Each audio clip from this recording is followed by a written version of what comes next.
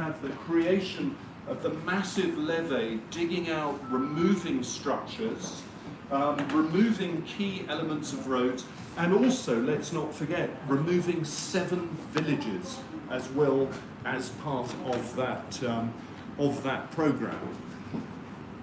Again, the physical environment has changed. This is on my first visit, 1997. So again, this is how Lumbini was, the physical plan, with the fence around the concrete paths, with these strange stupas just outside the fence, which were the spoil from the excavations from the 1930s, made into what looked like stupas, what pilgrims saw as stupas, and since removed.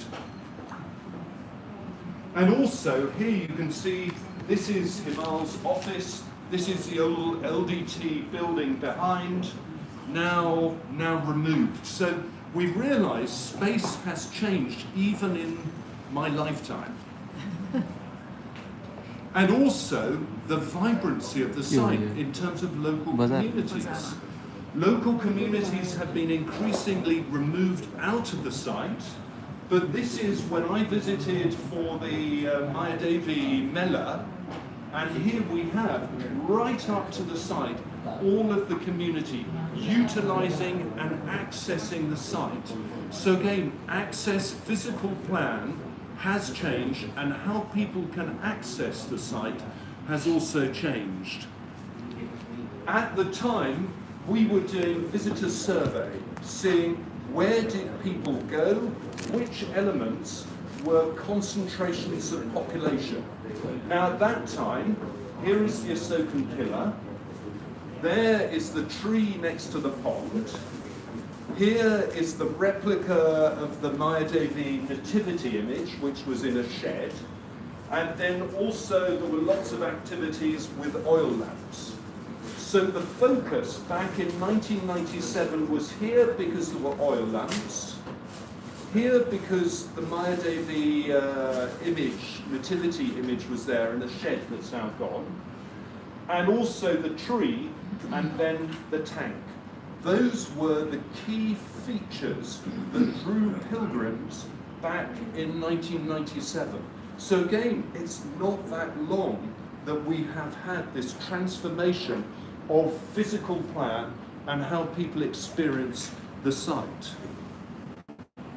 And then, of course, again, major changes. Here you can see some people looking very young, many people looking very young. And this phase, again, leading to transformations within the sacred garden and its access. One of the key features has been the wrist map, because the wrist map has increasingly driven how we understand and how we contemplate which infrastructures should be located. As you can see, actually, one of the areas we didn't do survey is this area with the toilet blocks, with the old, I think it's Siddhartha restaurant,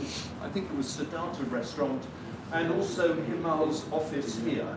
So this area has not been studied, but clearly this is an area which Kenzo Tangi originally put in for ancillary service blocks. So that has not been done, but as you can see, much of the other areas have gone. Very simple traffic lighting. Green means no archaeology at the moment. That doesn't mean just dig a hole, do anything. Then we have the ambery colours, which means there is material, and then red, which means we have a lot. And also, Lumbini, what's key is these are discrete. They're actually not just concentrated in one block, there's quite a pattern of them. And of course, to remember, the UNESCO World Heritage Property is actually within this block. It's a tiny, tiny area within that block. PMZ, as you will be aware, is much bigger, but that will be discussed. And so arising from that first phase of JFIT was the transformation, was the bringing in of a different way of accessing the site, trying to give more of an understanding of circumambulation, and also bringing in other materials, but non-intrusive. Low hedges rather than fences to control movement, and this is, as you can see, how it began to transform the site.